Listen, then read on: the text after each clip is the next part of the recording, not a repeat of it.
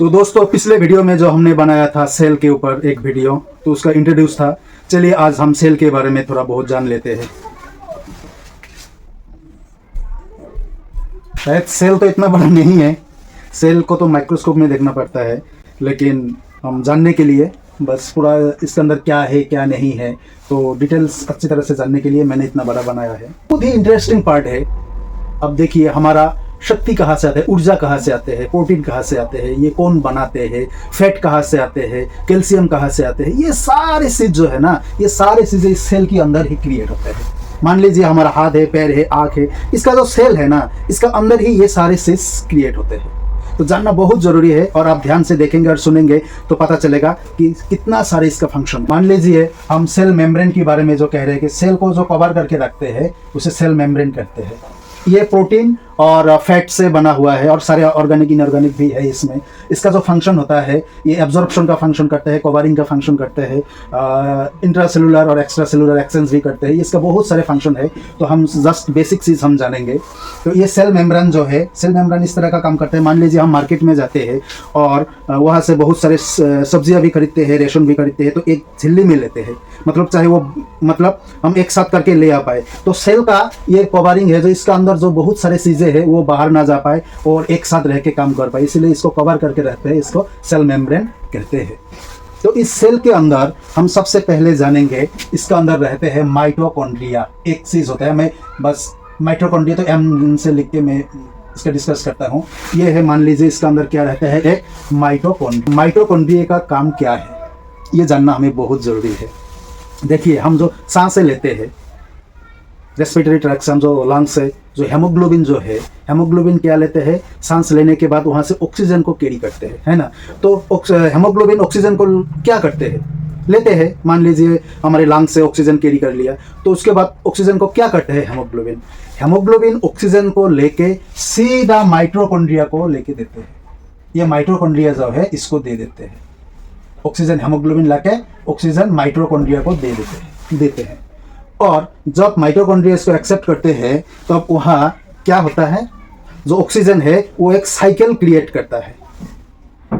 और इसका खोज किसने पाया, क्रेफ्ट नाम के एक साइंटिस्ट ने पाया, तो उसके नाम दिया है क्रेफ्ट साइकिल। तो हेमोग्लोबिन जब ऑक्सीजन माइटोकॉन्ड्रिया को देते हैं और वहाँ पे क्या होता है, एक साइकिल क्रिएट होता है जिसको हम क्रेफ्ट साइकिल कहते हैं। और इसी क्रेफ्ट साइकिल की वजह से क्या उत्पन्न होता है, 38 ATP उत्पन्न होता है। ये क्रेफ्ट साइकिल की वजह से 38 ATP क्रिएट होते हैं, उत्पन्न होते हैं। और इसी 38 ATP क्या करते हैं, ब्रेक होके एक ग्लूकोज क्रिएट करता है, और इसी ग्लूकोज से हमें पावर मिलता है, हमें पावर मिलता है। तो देखिए हेमोग्लोबिन ऑक्सीजन लाके माइटोकॉन्ड्रिया को देते हैं, माइटोकॉन्ड्रिया में आके ऑक्सीजन एक साइकिल क्रिएट करते हैं, और उसी साइकिल को हम क्रेफ्ट साइकिल कहते हैं। और उसकी वजह से, उसके फलस्वरूप हमें क्या मिलता है, 38 ATP उत्पन्न होता है। और उसी 38 ATP से क्या होता है, एक ग्लूकोज होता है, और उसी ग्लूकोज से हमें पावर मिलता है। इसीलिए सेल के अंदर माइटोकॉन्ड्रिया को क्या कहा जाता है, पावर हाउस कहते हैं। पावर हाउस यानी शक्ति केंद्र, यानी ऊर्जा केंद्र, मतलब ये शक्ति, पावर क्रिएट करते हैं, पावर जनरेट करते हैं सेल के अंदर। तो हमें ये जानना बहुत जरूरी है कि हमारे बॉडी में कौन सा ऐसा हिस्सा है जो पावर क्रिएट करता है, पावर उत्पन्न करते हैं, वो है माइटोकॉन्ड्रिया। पहले हमने ये जाना, ठीक है। ये हुआ है माइटोकॉन्ड्रिया। गोल्जी बॉडी, तो गोल्जी बॉडी क्या है ये भी जानना हमें बहुत जरूरी है। गोल्जी बॉडी का फंक्शन क्या है, ये कैसे काम करते हैं, ये क्या काम करते हैं, सेल के अंदर ये रहते हैं, तो इसका काम क्या है। गोल्जी बॉडी, गोल्जी है, ये एक साइंटिस्ट के नाम से इसका नामकरण किया है। गोल्जी नाम का एक साइंटिस्ट था, इसके नाम से उसने इसका खोज की है। तो गोल्जी का काम क्या है, मान लीजिए हम बैडमिंटन खेल रहे हैं, या कोई नेता बहुत बड़ा भाषण दे रहा है, या हम बहुत दौड़ रहे हैं, तो क्या होता है, हम थक जाते हैं, नहीं है, थक जाते हैं। तो मान लीजिए मैं बोल रहा हूँ, तो 1-1.5 घंटा बोलने से मेरा क्या हो जाएगा, मेरा ये मुंह का जो एनर्जी है ये कम हो जाएगा, मुंह ड्राई हो जाएगा, है नहीं।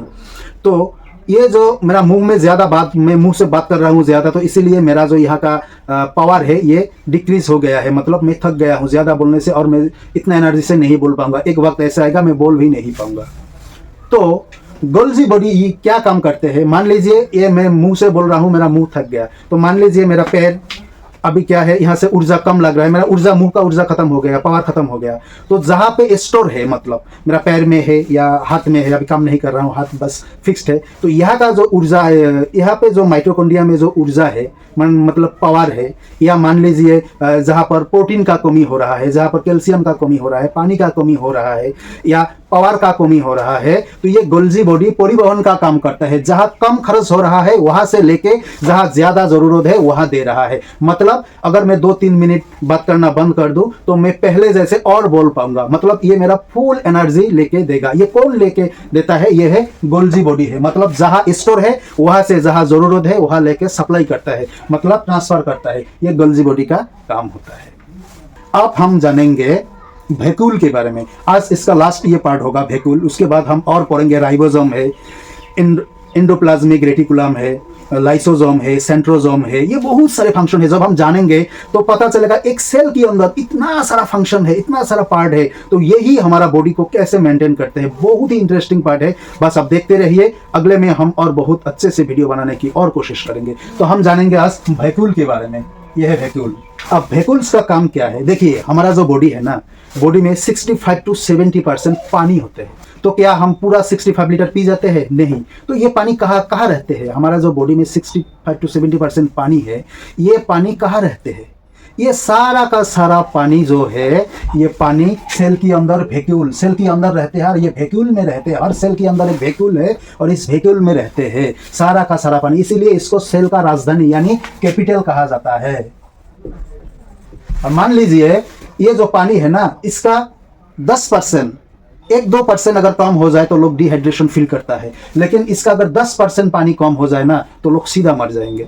यही पानी जो हमारा बॉडी में सारा का सारा पानी है, ये वैक्यूल में रहते हैं, ये स्टोर करके रखते हैं। इसको राजधानी कहते हैं। तो दोस्तों, आज के लिए इतना ही। सबसे बड़ा एक चीज जो है न्यूक्लियस, ये बहुत बड़ा पार्ट है न्यूक्लियस। तो हम उसके न्यूक्लियस पढ़ेंगे। तो आज के लिए इतना ही। खुदा हाफिज।